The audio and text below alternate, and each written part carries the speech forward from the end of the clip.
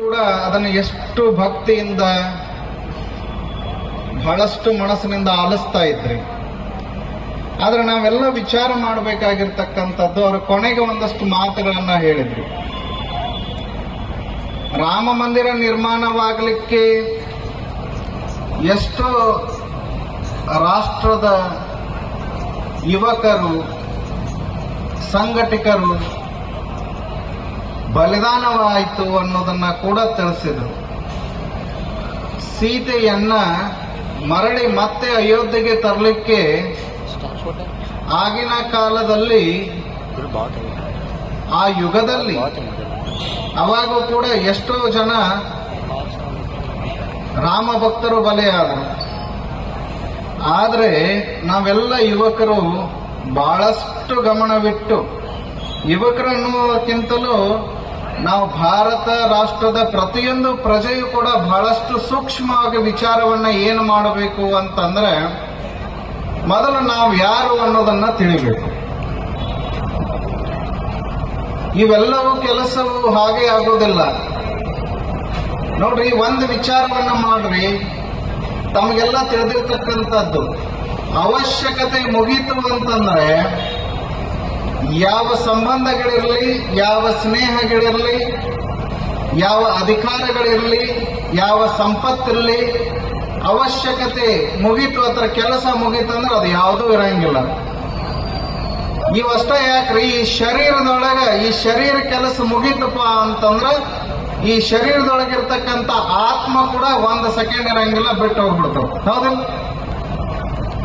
ಬಿಟ್ಟು ಹೋಗ್ಬಿಡ್ತದೆ ಆತ್ಮ ಕೂಡ ಸಹಿತ. ಅಂದ್ರೆ ಈ ಶರೀರ ಒಂದಿಲ್ಲ ಒಂದಿನ ಏನಾಗ್ತತಿ, ನಾಶ ಆಗೇ ಆಗ್ತದೆ.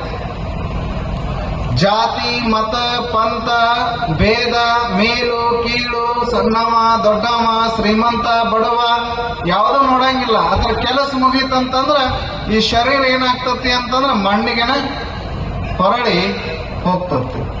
ಆದ್ರೆ ಈ ಶರೀರದೊಳಗೆ ಪರಮಾತ್ಮ ಅನ್ನುವಂತ ಆತ್ಮ ಇರುವಾಗ ನಾವೆಲ್ಲ ಏನ್ ಮಾಡಬೇಕು?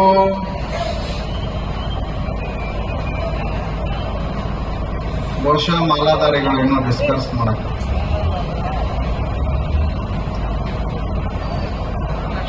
ಆತ್ಮ ಇರುವವರೆಗೂ ನಾವೇನ್ ಮಾಡಬೇಕು? ದೇಶಕ್ಕಾಗಿ ಮೊದಲು ಈ ಶರೀರವನ್ನ ಮುಡುಪಾಗಿಡ್ಬೇಕು. ದೇಶಕ್ಕಾಗಿ ಇವತ್ತಿನ ದಿವಸ ನೋಡ್ರಿ, ಬಹಳಷ್ಟು ಎಲ್ಲರೂ ಲಕ್ಷ್ಯ ಕೊಟ್ಟು ನೋಡ್ತಾ ಇದ್ರಿ. ಶಿವಾನಂದ ಸತ್ತಿಗೇರಿ ಅವರು ಹೇಳ್ತಾ ಇದ್ರು, ಅದನ್ನ ಬಿಡ್ರಿ ಈ ಕಡೆ ನೋಡ್ರಿ, ಅದನ್ನ ಬಿಡ್ರಿ ಈ ಕಡೆ ನೋಡ್ರಿ. ಏನ್ ನೋಡಾಕತ್ತಿದ್ರಿ ನೀವು? ಒಂದು ಶಿವನ ಗುಟ್ಟಿಗೆ ಬೆಂಕಿಯನ್ನ ಹಚ್ಚಿದ್ರು, ಅದು ಆಕಾಶದೊಳಗೆ ಹಾರಾಕತ್ತಿತ್ತು. ತಾವೆಲ್ಲರೂ ಕೂಡ ಬಹಳ ಆಶ್ಚರ್ಯಚಕಿತರಾಗಿ ನೋಡಾಕತ್ತಿದ್ರಿ. ಅದು ಹಾರಿ ಎಲ್ಲಿ ಹೋಯ್ತೀಗ? ಆಕಾಶದ ಕಡೆ ಹೋಯ್ತು. ಅದು ಬರೀ ಹಾಳಿ ಇರ್ತಕ್ಕಂಥ ಬುಟ್ ಅಷ್ಟ ಹಾರ್ತನ. ನೀವೆಲ್ಲ ನೋಡಾಕತ್ತಿದ್ರಲ್ಲ, ಎಷ್ಟೋ ಜನ ಫೋಟೋ ಹೊಡ್ಕೊಂಡ್ರಿ. ಆ ಬುಟ್ಟ ಅಟ್ಟ ಹಾರ್ತೇನು? ಆ ಬುಟ್ಟಿ ಒಳಗೆ ಏನ್ ಮಾಡಿದ್ರಿ? ಅಗ್ನಿ ಅನ್ನುವಂತ ಒಂದು ಶಕ್ತಿಯನ್ನ ತುಂಬಿದ್ರಿ. ಆ ಶಕ್ತಿಗೆ ಏನ್ ಮಾಡಿದ್ರಿ? ದಿವ್ಯವಾಗಿರ್ತಕ್ಕಂಥ, ಪ್ರಕಾಶವಾಗಿರ್ತಕ್ಕಂಥ ಅಗ್ನಿ ಸ್ಪರ್ಶ ಮಾಡಿದ್ರಿ. ಅದರ ಪ್ರಭಾವದಿಂದ ಏನ್ ಮಾಡಾಕತ್ತದು? ಮ್ಯಾಲ ಹಾರಾಕತ್ತು. ಎಲ್ಲಿವರೆಗೂ ಹಾರಾಕತ್ತೆ? ಅದರ ಶಕ್ತಿ ಅಂತಂದ್ರ ಅದರೊಳಗೆ ಬೆಂಕಿ ಎಲ್ಲಿ ತನಕ ಇರ್ತದೆ ಅಲ್ಲಿ ತನಕ ಅದರ ಕೆಲಸ ಏನೈತಿ? ಹಾರೋದಣ. ಯುವಕರಿಗೆಲ್ಲ ನಾ ಹೇಳತಕ್ಕಂಥದ್ದಿಷ್ಟೇ, ನಿಮ್ಮ ಒಳಗ ಹನುಮ ಅನ್ನುವಂತ ಒಂದು ಬೆಂಕಿ ಎಲ್ಲಿ ತನಕ ಇರ್ತದಂದ್ರ ಅಲ್ಲಿ ತನಕ ನೀವು ಏನು ಮಾಡಿದ್ರೂ ಕೆಲಸ ಸಕ್ಸಸ್ ಆಗ್ತದೆ. ನೀವು ಆ ಬೆಂಕಿ ಯಾವಾಗ ಆರ್ತತಿಪ್ಪ ಅಂತಂದ್ರ ಆ ಶಿವನ ಬುಟ್ಟಿ ಅನ್ನೋದು, ಅದಕ್ಕೆ ಬೆಲೆ ಒಂದು ವರ್ಷ ಇವತ್ತೊಂದು 200-300 ರೂಪಾಯಿ ಕೊಟ್ಟು ತಗೊಂಡಿರ್ಬೇಕು. ಅದಕ್ಕೆ ಅದು ಎಲ್ಲಿ ತನಕ ಹಾರ್ತದಂದ್ರ ಅದು 200-300 ರೂಪಾಯಿ ಕಿಮ್ಮತ್ ಅಲ್ಲಿ ತನಕ ಇರತ್ತೆ. ಅದ ಕೆಳಗೊಂದು ಬಿತ್ತು, ನೀವು ಅದಕ್ಕೆ 10,000 ರೂಪಾಯಿ ಕೊಟ್ಟರು ಅದಕ್ಕೆ ಕಿಮ್ಮತ್ ಬರಂಗಿಲ್ಲ. ಹಂಗ ಹನುಮ ಮಾಲಾಧಾರಣೆ ವಿಶ್ವ ಹಿಂದೂ ಪರಿಷತ್ ಬಜರಂಗ ದಳ ಏನು ಮಾಡ್ತಾ ಇದೆ ಅಂತಂದ್ರ, ಯಾವುದಕ್ಕೂ ಪ್ರಯೋಜನ ಇಲ್ಲದೆ ಇರ್ತಕ್ಕಂಥದ್ದು, ಮನೆಗೂ ಉಪಯೋಗ ಇಲ್ಲದೆ ಇರ್ತಕ್ಕಂಥದ್ದು, ಮಶನಕ್ಕೂ ಉಪಯೋಗ ಇಲ್ಲರ್ತಕ್ಕಂಥದ್ದು, ಯಾವುದೂ ಉಪಯೋಗ ಇಲ್ಲ. ಪ್ರತಿಯೊಬ್ಬ ಯುವಕರಲ್ಲಿಯೂ ಕೂಡ ಆಕಾಶದಕ್ಕಿಂತ ಎತ್ತರಕ್ಕೂ ಹಾರಬಲ್ಲುವಂತ ಶಕ್ತಿ ಇದೆ ಅಂತ ಕಂಡು ಹಿಡಿದು ಅವರಿಗೆ ಹನುಮ ಮಾಲಾಧಾರಣೆಯನ್ನು ಹಾಕಿ ಇವತ್ತಿನ ದಿವಸ ಭಾರತ ಕರ್ನಾಟಕದತ್ತ ತಿರುಗಿ ನೋಡುವಂತ ಕೆಲಸವನ್ನ ಮಾಡಿರ್ತಕ್ಕಂಥದ್ದು ಒಂದೇ ಯಾವುದಪ್ಪ ಅಂತಂದ್ರ ಅದು ವಿಶ್ವ ಹಿಂದೂ ಪರಿಷತ್ ಬಜರಂಗ ದಳ ಅನ್ನೋದನ್ನ ಯಾರೂ ಮರಲಿಕ್ಕೆ ಹೋಗ್ಬಾರ್ದು. ಈ ಹನುಮ ಮಾಲಾಧಾರ ಮುಖಾಂತರ ಇವತ್ತಿನ ದಿವಸ ಇನ್ನೇ ಕೆಲವು ವರ್ಷಗಳಲ್ಲಿ ನೋಡ್ರಿ ನೀವು, ರಾಮ ಮಂದಿರ ಹೇಗೆ ನಿರ್ಮಾಣ ಆಗ್ಯದೋ, ಕಾಶಿ ಹೇಗೆ ನಿರ್ಮಾಣ ಆಗ್ಯದೋ, ಉಜ್ಜಯಿನಿ ಹೇಗೆ ನಿರ್ಮಾಣವಾಗಿದೋ, ಹಾಗೆ ಕಿಷ್ಕಂದೆ ಆಗಿರ್ತಕ್ಕಂಥ ಅಂಜನಾದ್ರಿ ಬೆಟ್ಟವು ಕೂಡ ಅಷ್ಟೇ ಪ್ರಗತಿಶೀಲವಾಗ್ತದೆ. ಇದಕ್ಕೆಲ್ಲ ಕಾರಣ ಏನಪ್ಪಾ ಅಂತಂದ್ರ ಹನುಮ ಮಾಲಾಧಾರಿಗಳ ಭಕ್ತಿ ಮತ್ತು ಶಕ್ತಿ ಅನ್ನೋದನ್ನ ಯಾರೂ ಮರಿಲಿಕ್ಕೆ ಹೋಗ್ಬೇಡ್ರಿ. ಅದಕ್ಕಾಗಿ ತಮಗೆಲ್ಲರಿಗೂ, ಯಾಕಂದ್ರೆ ಈಗಾಗಲೇ ಸಮಯ ಬಹಳ ಆಗ್ಯದ, ನಾನು ಬಹಳ ಹೊತ್ತು ಮಾತಾಡಿದ್ನೆ ಅಂತಂದ್ರೆ ಈ ಕುರ್ಚೆಗಳಷ್ಟೇ ಖಾಲಿ ಆಗ್ಯಾವ, ಇನ್ನು ನೀವು ಕೂತಿರ್ತಕ್ಕಂಥ ನಟ್ ಒಂದು ಉಳ್ದದ ಕೆಳಗಡೆ ಗ್ರೀನ್ ಮ್ಯಾಟ್. ಯಾಕಂದ್ರೆ 10 ಗಂಟೆ ಆಗ್ಲಿಕ್ಕೆ ಬಂತು, ಪಾಪ ತಮಗೂ ಎಲ್ಲ ಚಳಿ ಹತ್ತದ. ಇವತ್ತಿನ 3 ದಿವಸದ ಮಾಲಾಧಾರಣೆ ಕಾರ್ಯಕ್ರಮ. ಮೂಡಲಗಿಯ ಮಾಲಾಧಾರಿಗಳು ವಿಶ್ವ ಹಿಂದೂ ಪರಿಷತ್ ಬಜರಂಗ ದಳದ ಒಂದು ಸಹಯೋಗ ಸಹಕಾರ ಆಶ್ರಯದಲ್ಲಿ ಮೂಡಲಗಿಯ ಪಟ್ಟಣದಲ್ಲಿ ನಡೀತಕ್ಕಂಥ ಮಾಲಾಧಾರಿಗಳು ಬಹಳಷ್ಟು ಪ್ರತಿ ವರ್ಷ ವಿಜೃಂಭಣೆಯಿಂದ ಮಹಾಪೂಜೆಯನ್ನ ಮಾಡ್ತಾರೆ. ತಾವು ಮತ್ತು ದೇಶವನ್ನ ಕಬಳಿಸ್ತಕ್ಕಂಥ ದುಷ್ಟರ ಬಗ್ಗೆ ತಮಗೆಲ್ಲರಿಗೂ ಇಷ್ಟೊಂದು ಸವಿಸ್ತರವಾಗಿ ಹೇಳ್ತಾರೆ ಅಂತಂದ್ರೆ ನಾವಿದನ್ನ ಇಲ್ಲಿಗೆ ಕೇಳಿ ಬಿಡುವಂತ ಕೆಲಸವನ್ನ ಮಾಡಬಹುದು. ನಾವು ಇನ್ನೊಬ್ಬರನ್ನ ಮುಂದೋಗಿ ಹೆದರಿಸೋದಕ್ಕಿಂತ ಅವರೆಲ್ಲ ಹೇಳಿದ್ರು, ಪ್ರತಿ ಹಳ್ಳಿ ಒಳಗನ್ನು ಕೂಡ ಹನುಮ ಮಂದಿರಗಳಿದಾವೆ, ದೊಡ್ಡ ದೊಡ್ಡ ಸಿಟಿಗಳೊಳಗೂ ಹನುಮ ಮಂದಿರಗಳಿದಾವೆ, ಗರಡಿ ಮನೆಗಳಿದಾವೆ. ಅವಾಗ ಇದ್ವು, ಹಿಂದಕ್ಕೆ ನಿಮ್ಮ ತಂದೆಯವ್ರ ಕಾಲಕ್ಕೆ ಇದ್ವು, ಈಗೂ ಅದಾವೆ. ಆದ್ರೆ ಅವೆಲ್ಲ ಏನಾಗಿದಾವ ಅಂದ್ರೆ ಕೀಲಿ ಹಾಕಿದಾವೆ. ಹೌದಿಲ್ರಿ? ಈಗೂ ಅದಾವ, ಆದ್ರೆ ಏನಾಗ್ಯಾವ? ಕೀಲಿ ಹಾಕಿದಾವ. ಯಾಕೆ ಕೀಲಿ ಹಾಕಿದಾವ ಅಂತಂದ್ರ ಯಾಕೆ ಹಾಕಿದಾವ್ರಿ? ನಾವು ಊರಂಗಿಲ್ಲ ಇರಂಗಿಲ್ಲ. ಕುಂಕುಮವನ್ನ ಯಾಕಿಡ್ತಿ, ಸಿಂಧೂರವನ್ನ ಯಾಕಿಡ್ತಿ ಅಂತ ಕೇಳಿದಾಗ ಸೀತಾಮಾತೆ ಹೇಳ್ತಾಳಂತ, ಈ ಸಿಂಧೂರವನ್ನ ಇಡುವುದರಿಂದ, ಈ ಕುಂಕುಮವನ್ನು ಇಡುವುದರಿಂದ ರಾಮನ ಆಯುಷ್ಯ ಮತ್ತು ಕೀರ್ತಿ ಹೆಚ್ಚಾಗ್ತದ, ಅದಕ್ಕಾಗಿ ನಾನು ಇಡ್ತೇನೆ ಅಂದಾಗ ಹನುಮ ನೇರವಾಗಿ ಗರಡಿ ಮನೆಗೆ ಓಡಿ ಹೋಗಿ ಅಲ್ಲಿರ್ತಕ್ಕಂಥ ಕಾವಿಯನ್ನ, ಅಂದ್ರೆ ನಾವು ಕೇಸರಿ ಅಂತ ಹೇಳ್ತೇವೆ, ಕಾವಿಯನ್ನ ಮೈತುಂಬ ಬಡ್ಕೋತಾನಂತ. ಬಡ್ಕೊಂಡು ರಾಮನ ಆಸ್ಥಾನಕ್ಕೆ ಬಂದು, ಅಯೋಧ್ಯೆಗೆ ಬಂದು ರಾಮನ ಮುಂದೆ ಮತ್ತು ಸೀತೆ ಮುಂದೆ ನಿಂತು ನೋಡಿದಾಗ ಎಲ್ಲರೂ ನಗಲಿಕ್ಕೆ ಪ್ರಾರಂಭ ಮಾಡ್ತಾರಂತ.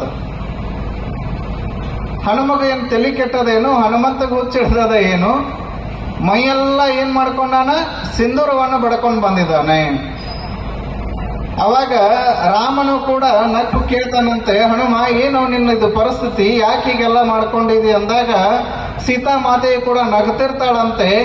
ನಗುವಾಗ ಸೀತಾಮಾತೆ ಕಣ್ಣಿನಿಂದ ಒಂದೆರಡು ಹನಿಗಳು ಕಣ್ಣೀರು ಉದುರ್ತಾವಂತೆ.